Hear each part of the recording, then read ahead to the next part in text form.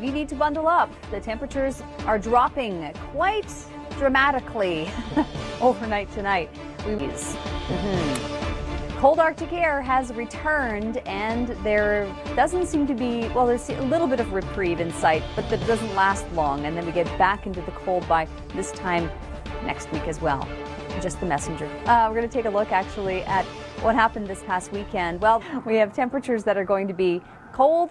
There's not that much snowfall necessarily in the forecast, unless you go up toward the shorelines of Georgian Bay and Lake Huron, where there are some watches, snow squall watches and warnings in place. Then you can bring out the snowmobile. Short-term forecast for Toronto, accordingly for the snowfall. There's going to be a lot of it. We have watches and warnings now from Environment Canada all along the shorelines here because of the winds over the lakes, and that is dumping between 5 and 15 centimeters of snow in these regions. Now, travel, in terms of travel around the GTA, shouldn't be influenced too much by this until you get down into the south and west.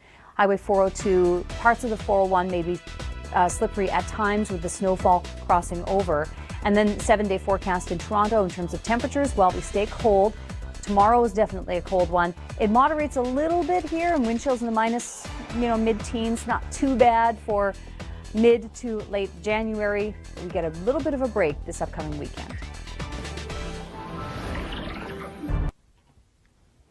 Well, folks in Kitchener are waking up to some colder temperatures, certainly than what we saw this past weekend. You can see Market Square there off in the background. So in Kitchener, in Waterloo even, temperatures over the weekend fluctuated because, well, in the case of Waterloo on Saturday, we saw some flurries. Temperatures weren't all that bad. It wasn't until Sunday. So we do have some watches and some warnings in place right now from Environment Canada. Strathroy and London are under warning, and then you've got snow squall watches now that extend up toward Barrie. So Georgian Bay and Lake Huron are providing us with some snow. And this is as a result of the front having passed through. The northwest winds have been kicking up, and we're going to continue to see those squalls and that snowfall throughout the day today.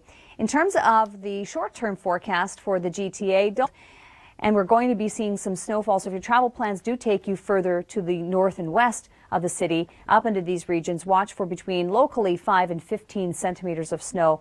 And travel in the 401 is going to be okay once you get to London. Probably Woodstock, London, down toward the 402, Strathroy.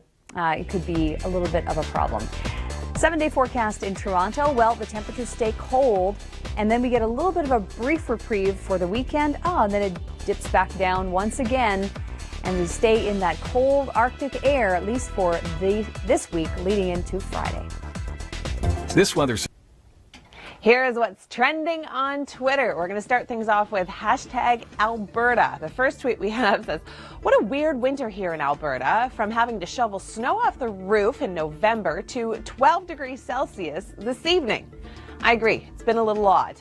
John said, if we're getting March weather in January, do we get January weather in March? Loving the heat wave while it lasts. Hashtag Alberta. Margot says we're officially calling for a Saturday sizzle in Alberta here at the Weather Network, looking for before and after pics of the melting. And Slam Media says, wow, and shows us a great picture of the temperature through Calgary.